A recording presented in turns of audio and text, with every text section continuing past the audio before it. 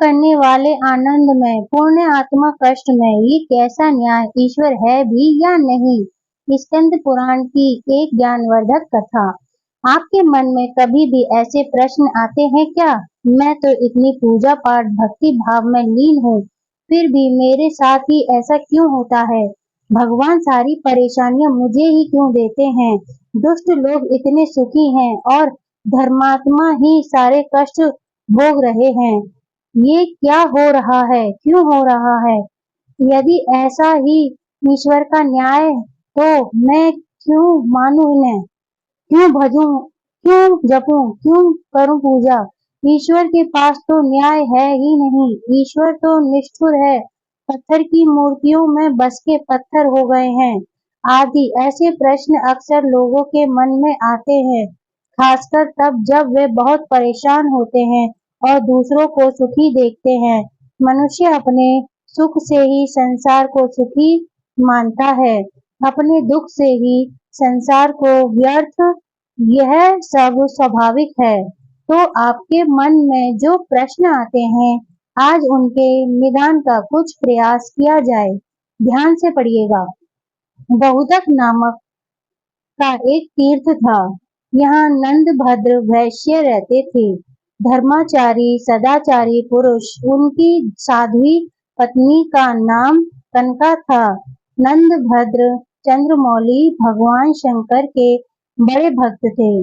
बहुदक में कपिलेश्वर महादेव के नाम से प्रसिद्ध शिवलिंग था। नंद भद्र तीनों समय कपिलेश्वर की पूजा किया करते थे। नंद भद्र कम से कम लाभ लेकर माल बेचा करते थे और ग्राहकों के साथ बराबरी और ईमानदारी का व्यवहार रखते। गलत माल और बुरा सामान नहीं बेचते और जो कुछ मिल जाता उसी में संतुष्ट रहते थे। नंद भद्र का जीवन सन्यासियों जैसा था। सब नंद भद्र का सदाचारी संपन्न सुखमय जीवन की प्रशंसा करते।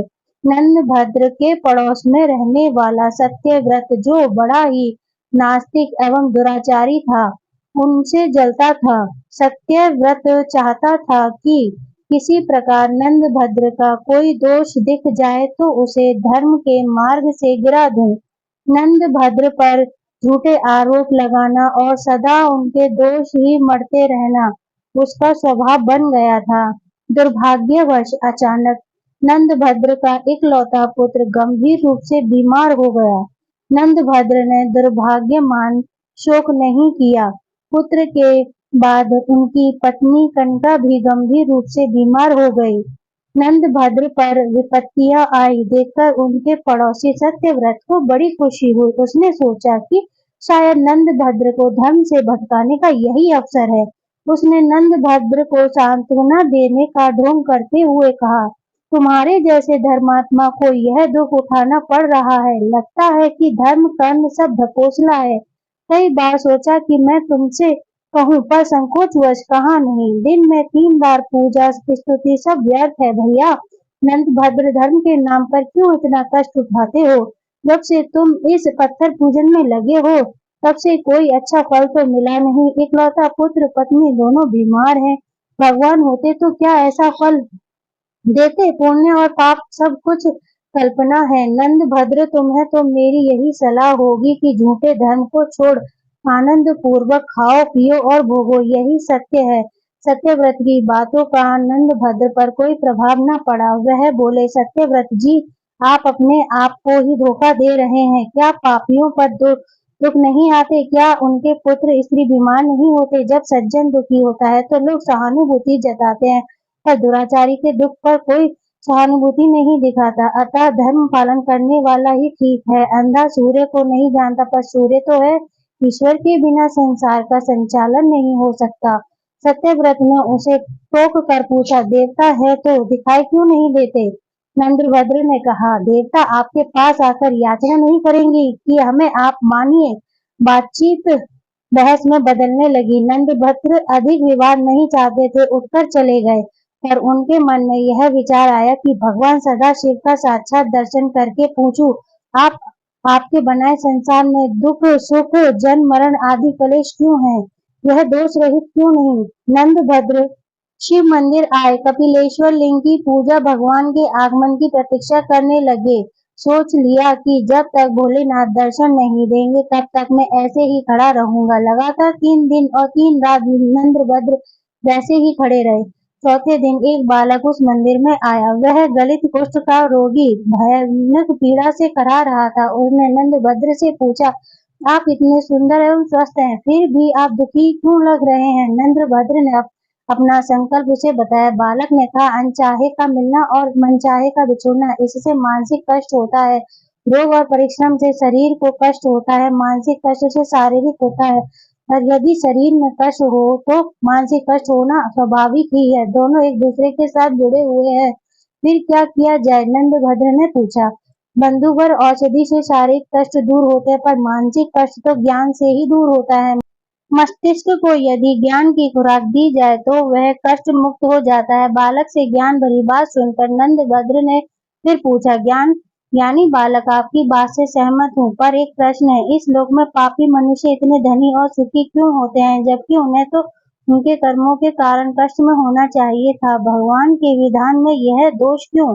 बालक ने कहा, सुख और दुख किसे कहते हैं, यह समझ का फेर है। मैं आपको थोड़ा विस्तार से बताता हूँ। संसार में 4 प्रकार के लोग हैं। पहले वे जिनके लिए इस लोक में तो सारे सुख सुलभ है, धन दौलत सत्ता प्रभाव बाहुबल सब कुछ, परंतु परलोक में उन्हें कुछ भी प्राप्त नहीं होता। उनके पूर्वजों के जो पुण्य शेष हैं उसे वह इस लोक में भोग रहे हैं, लेकिन वे नए पुण्य नहीं कमाते। ऐसे लोगों का सुख भोग केवल इसी लोक तक है। अगले जन्म के लिए वे कुछ शेष छोड़कर नहीं जा रहे, तो उनका अगला जन्म बिल्कुल उसी रूप में होगा जिसे देखकर आज वे कांपने लगे। दूसरे वे लोग हैं जिनके लिए परलोक में सुख का भोग सुलभ है, परंतु इस लोक में नहीं, क्योंकि उनके पिछले जन्म के संचित पुण्य है ही नहीं। वे तपस्या करके नए पुण्य कमाते हैं, उससे परलोक में सुख का भोग प्राप्त होगा। तपस्या से व्यर्थ केवल देव साधना ही नहीं होता, कर्म साधना भी तप है। उचित कर्म किसी भी तप से कम नहीं, क्योंकि इस संसार में रहते हुए सही मार्ग पर चलना कठोर साधना से ज्यादा कठिन है। तीसरे वे लोग हैं जिनके लिए इस लोक में भी और परलोक में भी सुख भोग मिलता है, क्योंकि उसका पहले का किया हुआ पुण्य भी विद्यमान है और इस लोक में आकर भी वे उत्तम मार्ग का अनुसरण करते हुए कर्म तप से नए पुण्य बनाते रहते हैं। ऐसे लोग कोई कोई ही होते हैं। चौथे वे जिनके लिए ना तो इस लोक में सुख है और न परलोक में ही, क्योंकि उनके पास पहले का कोई पुण्य संचित तो है नहीं और इस लोक में भी वे पुण्य कमा नहीं रहे। ऐसे नीच जनों को धिक्कार है।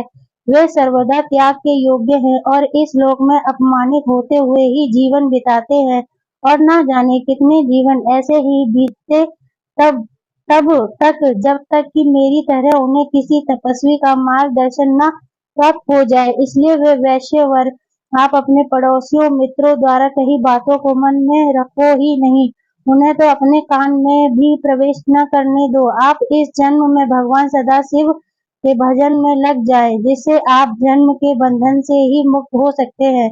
एक छोटे बालक के मुख से ऐसी ज्ञानमयी और रहस्यमयी पूर्ण बातें सुनकर नंदभद्र बड़े प्रसन्न हुए। उनका सारा भ्रम सारी शंका का निवारण हो चुका था। उन्होंने चकित होकर पूछा, आप कौन हैं? अपना परिचय दे। आप यहाँ कैसे पधारे? आपने मेरे सब संदेहों को दूर कर दिया। इतनी कम आयु में इतना ज्ञान आपको कैसे सुलभ हुआ? बालक ने कहा, पूर्व जन्म में मैं अहंकारी पाखंडी व्याभिचारी था, जिसके चलते मैं वर्षों से नीच योनियों में भटका। भगवान व्यास देव की ऐसी कृपा कि वे हर योनि में मुझे मुक्ति मार्ग बता देते हैं। उन्होंने ही मुझे आपके पास भेजा है। अब मैं 7 दिन के बाद इसी तीर्थ में मरूंगा। आप मेरा अंतिम संस्कार कर दीजिएगा। वैश्यवर ज्ञान का आयु से कोई संबंध नहीं है। ईश्वर को जिसे ज्ञान प्रदान करना होता है, जिसे माध्यम बनाकर उसे अपने भक्तों को जागृत करना होता है, उसे चुन लेते हैं। वे कोई भी हो सकता है। मेरे जैसा कुष्ठ पीड़ित जीव भी अतः सहज भाव से स्वीकार करना चाहिए और ज्ञान जिससे भी मिले उसके प्रति विनीत रहना चाहिए। ऐसा करने से ईश्वर सदा आपको ज्ञानवान बनाए रखते हैं, किसी न किसी को भेजते रहते हैं। इतना बताकर उस बालक ने सूर्य मंत्र का जप करना आरंभ किया। कुष्ठ के निवारण के लिए सूर्य मंत्र का जप ही किया जाता है। भगवान श्री कृष्ण के पुत्र सांब ने भी सूर्य की उपासना से कोढ़ से मुक्ति पाई थी। 7वें दिन उस बालक ने अपने प्राण त्याग दिए। नंदभद्र ने विधि पूर्वक उनका अंतिम संस्कार किया। नंदभद्र को जीवन की सच्चाई और सार्थकता का बोध हो गया था। शेष जीवन उन्होंने भगवान शिव और सूर्य की उपासना में लगा दिया। तथा अंत में जीवन मरण से मुक्ति पाकर भगवान शिव का साक्षात प्राप्त किया। स्कंद पुराण की इस कथा से आपके मन में बहुत से भ्रम दूर हुए होंगे। ऐसी ही आशा है आपको जीवन में क्या मार्ग अपनाए रखना है, जिसका भी संकेत मिला होगा। पुराणों की कथाओं में जीवन के अनमोल रहस्य सांकेतिक रूप से दिए गए हैं। वीडियो अगर पसंद आया हो तो वीडियो को लाइक, चैनल को सब्सक्राइब कीजिए और इसे ज्यादा से ज्यादा शेयर कीजिए।